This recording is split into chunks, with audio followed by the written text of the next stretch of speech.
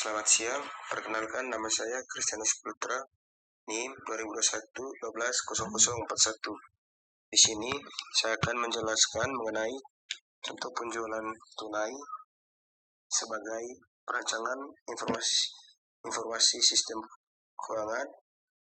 Dalam sistem informasi keuangan penjualan tunai harus dibagi beberapa bagian. Yang pertama, bagian konsumen, bagian penjualan, bagian gudang, bagian pengiriman, dan kasir.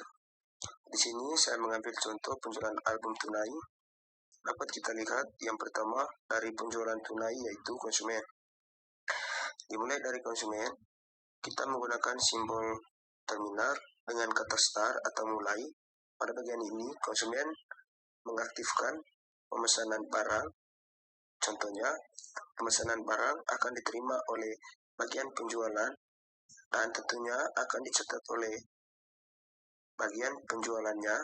Misalnya, konsumen ingin membeli 5 objek album, maka bagian penjualan ini dapat melihat data persediaan, apakah produk ini masih ada bersedia atau tidak.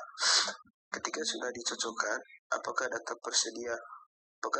persediaan dan barang masih ada dengan jumlah yang diminta konsumen, maka bagian penjualan tersebut akan melakukan input order, dan input order ini akan mengprint surat atau mencetak surat order penjualan dan ditulis sebanyak 3 rangkap. Rangkap pertama akan diarsipkan, rangkap kedua akan diserahkan pada bagian gudang, dan rangkap ketiga akan diberikan kepada bagian pengiriman. Bagian gudang ini akan menerima order penjualannya. Bagian gudang ini langsung menyiapkan barang tersebut sesuai dengan jumlah pesanan konsumen. Pastinya itu sebanyak 5 produk album.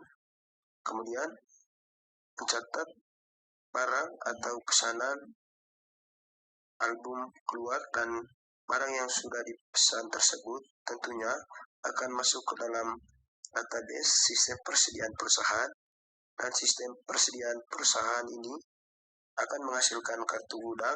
Kemudian barang atau album ini akan dikirim kepada bagian pengiriman. Lalu bagian pengiriman ini, ketika bagian pengiriman telah menerima barang pesanan dari bagian gudang, dicocokkan lagi dengan order penjualan yang sudah diterima dari bagian penjualan. Cocok tidaknya dengan jumlah pesanan dan kondisi dari pesanan barang tersebut. Jika sudah cocok, maka bagian pengiriman ini akan membuat surat jalan, dan surat jalan ini dibagi lagi menjadi 3 rangkap. Rangkap pertama diarsipkan, rangkap kedua akan diberikan kepada konsumen, dan rangkap ketiga bersama barang akan diberikan kepada kasir, dan kasir ini akan menerima order penjualan. Kemudian dari order penjualan ini, kasir akan melihat dan dicocokkan lagi dengan kartu persediaan dari gudang, dan juga dicocokkan dengan order penjualan yang sudah dibuat oleh bagian penjualan.